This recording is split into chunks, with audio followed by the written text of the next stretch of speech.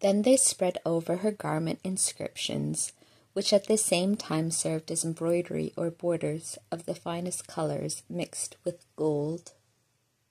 Some of them bore the legend, Mary, Mother of God, others, Mary, Virgin and Mother. But these inscriptions were not intelligible to her, nor were they explained to her, but their meaning was known to the holy angels.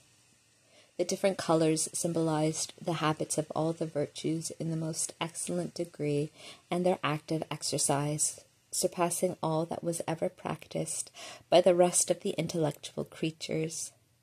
And as a complement of all this beauty, they furnished her as if with lotions for her face, by illuminating her with the light drawn from the proximity and participation of the inexhaustible being and perfection of God himself. For as she was destined actually and truly to shelter within her virginal womb the infinite perfection of God, it was befitting that she should have received it beforehand by grace in the highest measure possible to a mere creature.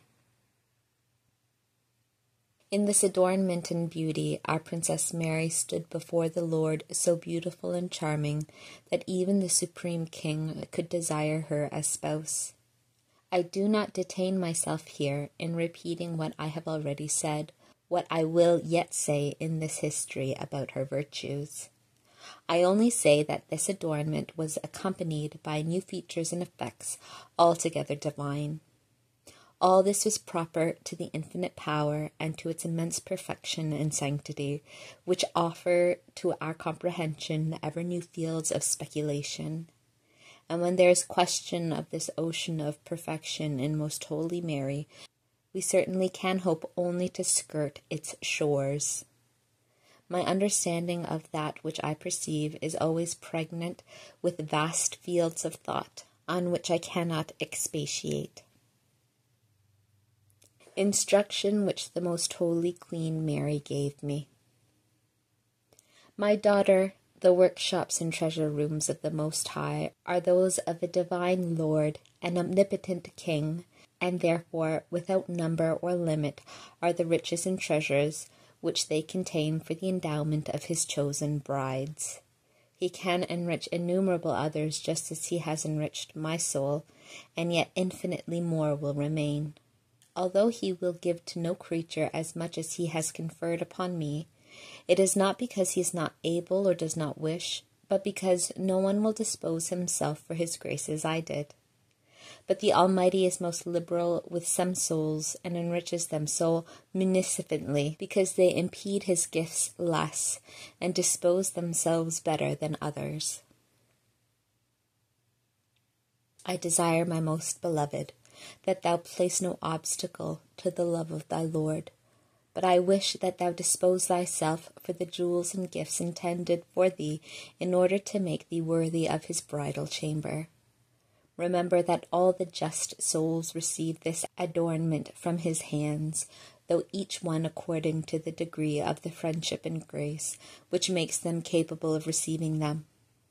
If thou wishest to attain the highest purity of that perfection and become worthy of standing in the presence of thy Lord and spouse, strive to be robust and strong in love, and thou knowest that this is augmented in the same degree as mortification and self-abnegation are practiced.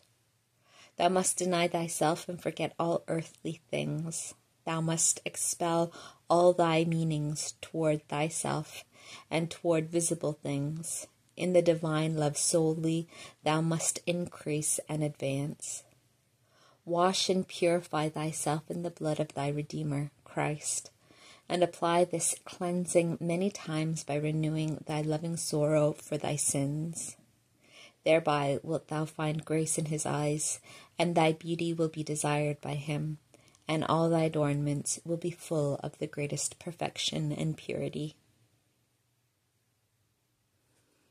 And as thou hast been so highly favored and distinguished by the blessings of the Lord, it is just that thou, more than many generations of men, give thanks and with incessant praises magnify him for what he has condescended to do for thee. If this vice of ingratitude is so vile and reprehensible in the creatures who owe him little, and in their earthliness and coarseness forget the benefits of the Lord, greater will thy guilt be in falling short of thy obligations. And do not deceive thyself with the pretext of being humble, for there is a great difference between thankful humility and humble thanklessness.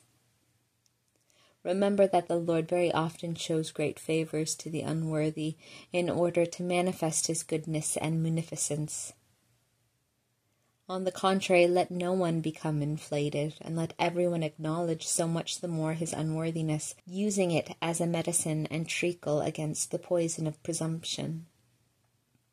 But gratitude will agree with this humble opinion of self, since we must acknowledge that every good gift comes from the Father of lights, and cannot ever be merited by creatures. All have their source only in his goodness, binding us and obliging us to grateful recognition.